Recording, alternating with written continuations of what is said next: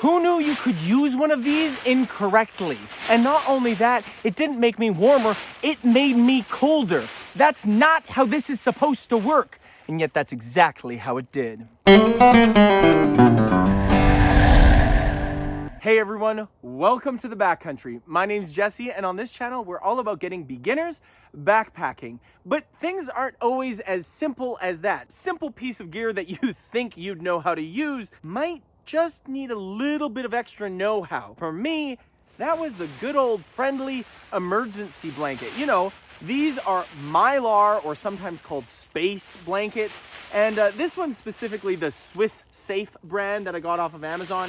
It came in gold. You can get them in a whole bunch of different colors. And essentially, the basic idea of these, I know you know this, but in case you don't, let me tell you, because I used this wrong and it nearly cost me my life. See, I was just starting to get into winter camping and I wanted to be safe. Now, all year round, I always bring an emergency blanket all folded up in my emergency kit, you know, just in case. And so this time I thought, hey, I have my emergency blanket. I'm gonna bring my sleeping bag and a spare blanket just in case. This was a test trip. See, my sleeping bag at the time was rated to -7. That night, it was supposed to get to -8. I thought I should be okay because my sleeping bag's rated to -7. What I didn't know was that the sleeping bag was rated to -7 degrees survival, not comfort.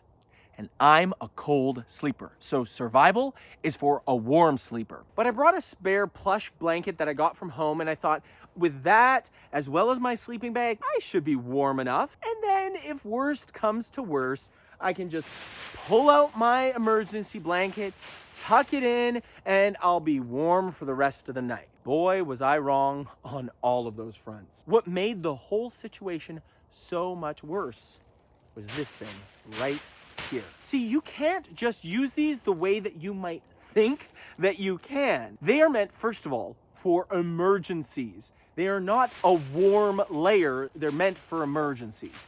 We'll get to that in a second.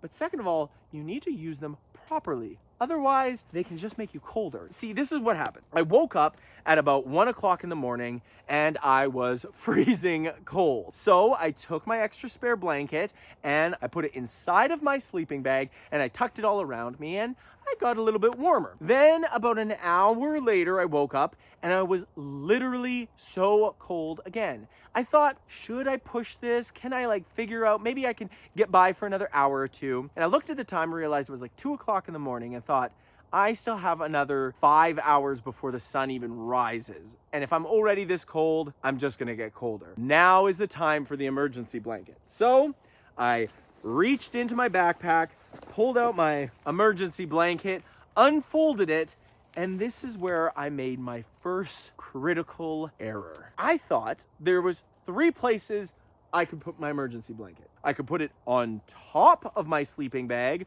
with then my extra blanket inside of it and then me. Or I could bring it inside of my sleeping bag and put it on top of my extra blanket and then me. Or I could put it inside of my sleeping bag, put it on top of me, then have my extra blanket, and then have my sleeping bag. Now, I was thinking what this is supposed to do is radiate my heat back to me. So the closer it is to my skin, the better. Now, I was wearing a full thermal layers, but that's what made sense to me. So sure enough, I brought it in and I put it right in between me and my extra blanket. And then I had my sleeping bag all on top of that. The thing is, emergency blankets don't just reflect heat. They also retain moisture. You can see where I'm going with this, can't you?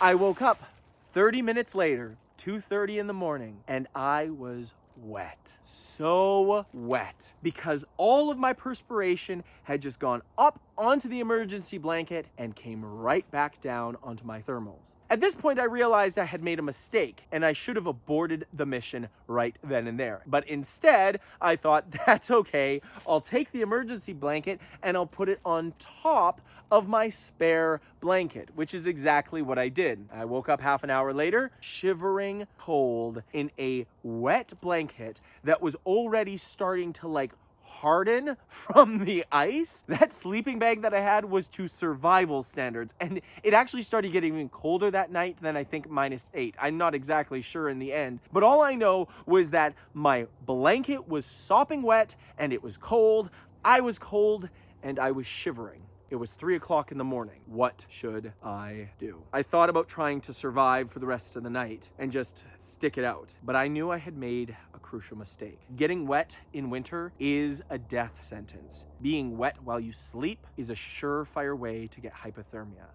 I was already shivering and chattering in my sleeping bag. If I didn't make a decision right then and there, things could have gotten much, much worse. Here's where the good news comes in. This was one of my first ever winter camping attempts, which means it wasn't in my backyard, but it wasn't far from my parents' house. It was just in a river valley, just about 2 blocks away from where I grew up. So at 3 o'clock in the morning, I made the hard and humbling decision to put my clothes on, throw my feet into my shoes, and head her home for the night where I could warm up and survive. But if I had made that mistake in the backcountry, I would have been seriously in trouble. At 3 o'clock in the morning, I could have continued to make more and more bad decisions because of disorientation, the onsets of hypothermia, and dehydration. I'm so glad that that was not the situation I had to face. Who knew that these form what's called a vapor barrier? But here's the proper way that I should have used it in an emergency situation and how you should use it in an emergency situation as well. First of all, do not get it next to your skin. It's not really meant for that. It is meant to go over top of your outer layers. See, here's the nice thing about my sleeping bag. For all of its faults, it had a water-resistant upper layer, which means that the moisture could have gone through the sleeping bag and then hit this as a moisture barrier, falls back down, and then stayed on top of the sleeping bag. So if I ever needed to go winter camping again and use one of these in the middle of the night, I would put it on top of my sleep system, not underneath, especially if you're using a synthetic bag. If you have a down bag, you may need to reconsider that, but you're still just trying to get through one night. You should be good. Winter camping isn't always an easy experience, but it is a worthwhile one. And if you're interested in being backcountry forward all year round, including winter,